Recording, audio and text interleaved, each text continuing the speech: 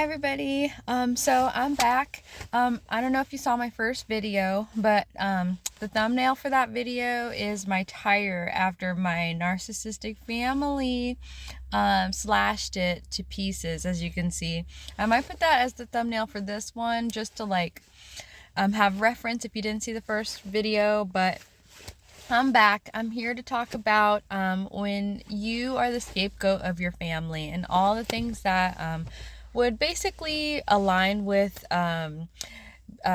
you being the scapegoat. I'm giving this advice because when I had nobody, I had people on YouTube helping me, guiding me, and letting me know that number one, I wasn't alone, and number two, that I'm not crazy. What I'm seeing really is happening.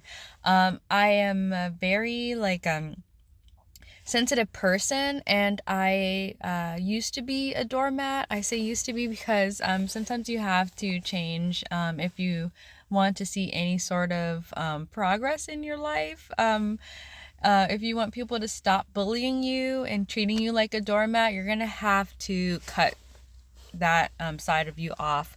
But my family, not my parents, my dad, he is a good person, but my mother and her two daughters, my two siblings, they took advantage of my kindness, and once I cut them off, they attacked me. So it's financially, I had to cut them off in all aspects, and just bringing to awareness to my mother of the narcissistic ways that she has, and that she's not perfect, really damaged her in a way that is causing her to harm me full throttle, harm me in ways unforgivable, but a little I guess just like a word to you guys, I have forgiven her. I have prayed about it, and God has helped me forgiven her and my sisters of everything, which I feel so grateful for. As a Christian, I was very worried that I wouldn't be able to forgive them for myself, and I have. Thank you, Lord. But sorry for that little tangent. Let me go in and give you guys just some tips that I saw that made me realize that, hey, I am the scapegoat of the family. I've always felt like the black sheep of the family, but it turns from being a black sheep to a scapegoat when you're going from being just different from them, like a black sheep, to actually being physically or mentally, emotionally harmed by them, the scapegoat, being blamed for everything. So that's the number one I wanted to talk about is number one, rules only apply to you. So for example, my sister, I did mention this in the last video. I called the landscaping company, which was no charge to them, no charge to any of us, to cut our grass. That we have an HOA. Our grass was as high as the sky, basically. And so I had to call the landscaping company, made sure that we weren't going to get charged for it. But my sister was so livid, started screaming at me about, what did you do? Why did you call these people? What is wrong with you? Screaming at me. And my mother, she came out of her room from working and was listening, and I wasn't responding. I just walked away, went upstairs. While walking away, my sister looks at my mother. She's like, Mom, she's not saying anything. She's not doing anything. That mental illness is just insane. But the difference is, I talked to my mother and I said, Mom, she's mentally ill. Like, something's wrong with her. She needs help. And my mother was just like, no, she doesn't need help. You just need to understand where she's coming from. Where was this understanding with me? I never had this understanding. My sister, mind you, is almost 40 years old. I'm 34 years old. They're saying that I need to be the example. I need to be the one that she basically looks up to. That makes no sense at all. As an older sister, if you are not disabled, if you have nothing wrong with you, you should be setting the example for your little siblings. And it was turned around to make it seem like because I was the one not giving in to her, not groveling at her feet, not apologizing for calling the landscaping company, that I was in the wrong. And I need to understand that she's allowed to yell at me and scream at me, call me all sorts of names out of my name, because I want to make sure that we actually don't get charged or fined from the HOA. So that's just an example from my story. When you are the scapegoat, the rules of life and what your mother will accept and won't accept only apply to you. So another example that is a lot more closer to that is my mother aggressively writing "clean up after yourself" on a sign in the kitchen. So the reason why she did that is because I left my dishes in the sink for the day. I'm not gonna lie, I kept it in for that day, and I washed them. I have a very busy life, but I do wash my dishes. I ended up washing them the next day. But this caused her to start putting up a sign, clean up after yourself, in front of the sink. So mind you, I'm doing this. I clean up my dishes now immediately after I make them. I clean them up. So I'm like constantly doing dishes because I have a 10-year-old. I'm constantly doing dishes, basically. Even though I have a full-time job and all these other things. My older sister, newsflash, does not have a job. She quit her job last year and for no reason, and just decided to never go back. So she could clean the dishes like frequently. She doesn't have anything else better to do. But as soon as she started leaving the dishes in the sink for a week at a time, that sign magically disappeared, went in the trash. So that's how you know, my dear, that you are the scapegoat, is when rules do not apply to you. All right. So the next thing I wanted to mention, and the reason why I'm even saying these things is because I'm so gullible that I just assumed, okay, maybe it is me. Maybe I just need to do better. Maybe I just need to I cannot be perfect. I am not God. Like, they want me to be non-existent. They don't want me to exist. That's how perfect they want me to be, is that they want no trace of me being left behind, if that makes sense.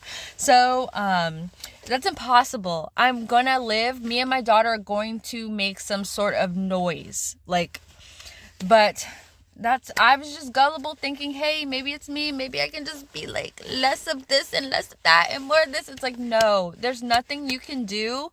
Number two, there is nothing you can do that they will consider correct. You can be literally a PhD doctor and they will think, oh, but you didn't get it like in 5th grade, so better luck next time. Or like that little kid from Wisconsin or something. So yeah, nothing you can do. You can go above and beyond for everybody. You can do everything, be at their beck and call. Nothing you do is right. So my mom, she likes bossing people around. Like for the littlest things, she will never go upstairs to get her own items. She will always call you from upstairs, or if you're downstairs, it doesn't matter where you are in the house. She will call you to get something for her and to run it to wherever she is for everything. If she's not in the same room of something and she needs it, she will call somebody else to do it. And that has been since I was a child. So that would be my thing. She would always call me to immediately go run this, run there because I'm skinny, to go do whatever. But just because I am leaner doesn't mean I'm not busy. Doesn't mean I'm in the bathroom, using the bathroom, like, and needing to take a poop or something. Like, so you would have to drop everything at the drop of a hat and do everything at her beck and call.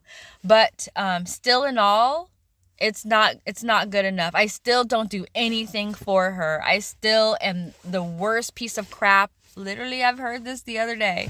I'm the worst piece of S bleep bleep bleep in the entire world, worse than anything. And I have done so much for my mother. I have gone and been her chauffeur. I go grocery shopping for her. I used to go grocery shopping for her. I used to go get her food whenever she wanted. It's the things I used to do for my mother were above and beyond, but I cannot, and even if it came to like detriment, making me late for something, I would go do that for her. But none of that even existed. My mom, she's gaslight queen. None of that existed. You never did anything for me. So yep.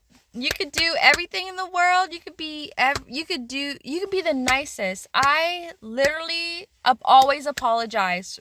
My sister, when she would have issues with me that were coming from out of her head, like when I did not want her to try these experimental cough lollipops on my daughter, and I just wanted her to have cough drops that she likes and she knows, my sister flipped, and guess what my sister said?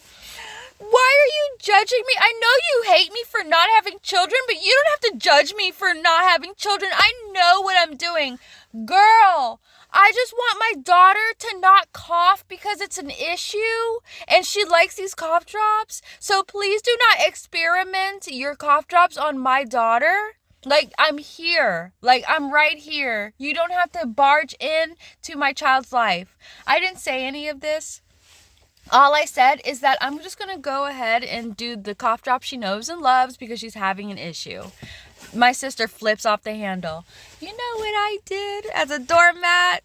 I'm so sorry that I made you feel this way. I'm so sorry that this, like, I never meant this. And I explained myself, which I should have. But it's insane to think to go from Maine to Spain. The mental gymnastics, bro, to go from this to this, like, but still, as the bigger person, I apologized. And so I would always be the one having to apologize. But this day and age, now that I'm not apologizing and groveling, I am the worst. This was said like a few days ago. I am the worst piece of S word that has ever been taken out of their body. Worse than anybody on earth. So they think I'm worse than murderers, serial killers, all that stuff, you guys. And all because I will not let them financially abuse me and not let them abuse me mentally and emotionally. And because I am standing up for myself because my sister physically harmed me. And I stood up for myself by calling the police and filing a peaceful protective order. Not pressing charges. Filing a protective order so she could stay away from me. So, yep, and nothing you can do is right, you guys. Nothing you can do is right. Okay. So number 3. What you'll realize and you'll even start feeling, but if we're usually smarter than this. If we're scapegoats, it's because of jealousy, and they could see that we have stuff that they don't have, like intelligence. So you're not this, but they start treating you like you are subhuman. So, like I was saying earlier, my sister physically harmed me. When me and my mother were yelling, my mom started screaming at me, and I started yelling back. I stood my ground, and my sister walked up to me, slammed a wooden front door on my body, and started physically attacking me like I was subhuman, telling me to get out of the house. So when you're treated like your feelings do not matter and that you are subhuman, that is when you know that you're the scapegoat. And then when I bring this up to my mother, like, why is it okay for her to do this? That conversation earlier with the landscaping, it's a oh, you should know better, you should do better, like you should. So basically they want me to apologize for her slamming the door on my body, for her physically harming me. So that also is showing that I'm subhuman, that I should not matter, my feelings don't matter because you're not human, they don't consider you human. But obviously we know better. If anything, we are like more human than they are because we actually have feelings and compassionate and we care and we are knowledgeable. We're using our brains. We're not narcissistic, only focusing in on ourselves. Most of us look to God. We have a sense of humanity. So no, you should know that you're not subhuman because I definitely know that no, I'm not subhuman. But that number 3, they'll definitely treat you like you are subhuman. All right. And then number 4, I just want to let you know, this isn't really like how to know that you're a scapegoat. This is just a, hey, wake up. That you were never truly loved. You were just tolerated. So it can go into a, hey, I'm noticing this because my whole life this has happened to me, but I just now this year noticed, compared my life to my 2 sisters' lives, and realized I have an older sister, younger sister, the middle child. So I'm realizing after comparing both of all of our lives, I was just tolerated. Also, doesn't help that my father said that my mom wished I was never born, which is crazy. Why would you give birth to me? Why would you lay down with this man and have me if you didn't want to have me? Like, I obviously, like everybody says, we were not asked to be born. And like, or give me up for adoption. It makes no sense. Like, I don't understand. But I probably would have been treated better, honestly, if I was adopted. But you were just tolerated. And especially if you have a narcissist mom, they use you as like to make themselves look better. So they put you, like me, I was in Girl Scouts. She was very active in Girl Scouts, but when I come home, I don't see her. I don't play with her. I've never played with my mother. She didn't hang out with me outside of Girl Scouts, and if she did, it was to go grocery shopping because she didn't have babysitters. So it's not like we actually went and did activities. Like, if I did an activity, is because I was with Girl Scouts. Like, we went to the pumpkin patch because of Girl Scouts. We went camping because of Girl Scouts, and my mom wasn't even there when we went camping. But she was there one time when we did go camping, but that was for Girl Scouts. So, we never did anything together. I never played toys with my mother. So as a mom, it was really difficult learning how to do that, like make time for that and also work full time because I am a single mother. But I figured it out because I love my daughter. Like, I would do anything for my daughter, and it's nothing. I love hanging out with my child. Like, it's so much fun. So it doesn't compute to me. Just having a child there that you're just like throwing away. But don't worry, you guys, I did have grandparents, her parents, and my dad's mom, wonderful people who showed me all the love and kindness that I should have gotten from them. From my mom. My dad, he did tell me he loved me and everything. So my dad's not included in this. My dad does have his own issues. I know why. I'm not going to bring this up because he doesn't deserve to be thrown under a bus like that. But I love my dad. Dad, He's forgiven easily. That was easy to forgive. He's even apologized to me for the things that he has done. Like, come on. Oh, my poor father. But basically, you are just tolerated. The things that they do, the narcissist's mother, or if it's a father does, is just to keep up appearances. Is to just make them look good. So, and you can tell that, compared to my little sister, who coddled, swaddled. She's 25 years old and she does not have a job to this day. Coddled. And my older sister constantly calls on the phone, talks all the time, loves her to death. When I went to college, I got $600 of my rent money stolen from me and had to drop out of school and move back. That's the best contact I got. Had to move back in with my parents. That's the biggest amount of contact that I've gotten when I was in college. But that was from my mom. From my dad, it was different. But from my mom, that's the most I got.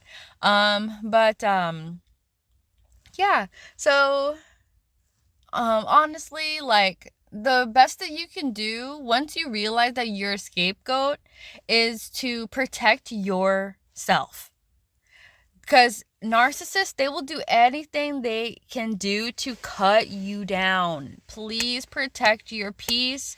Protect your heart. Protect your soul. These people are stealing souls out here with no care in the world.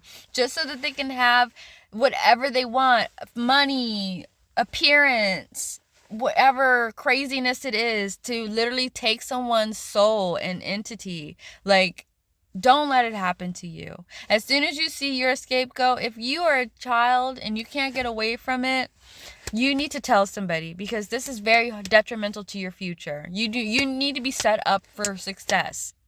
Unlike me, I was set up. I tell people, even before I knew I was a scapegoat, I was raised to be homeless. I was raised to be abused by and not even loved. I wasn't taught anything. Nobody taught me how to clean myself, clean my room, nothing. I was not taught basic needs. So, but, and it's crazy because, like, I'm a mother now, like I said, and I wouldn't even dream of not teaching my child every single thing that I know so that she can have for the future.